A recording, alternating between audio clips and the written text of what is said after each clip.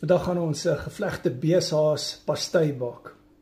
Ons benodig brisket vet en stir-fry beef. En dan het ons ook eiers.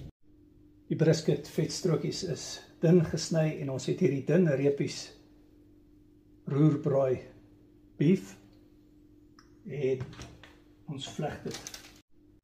Ons plaas ook hier die strokies reg rondom. Ons gaan hierdie basis nou in die airfryer braai vir 10 minute en dan skei ons 5 eiers, die wit van die geel. Ons gaan hierdie eiergeel dan oor die basis gooi wat klaar gaar gemaak is en dan gaan ons dit vir 5 minute verder braai in die airfryer.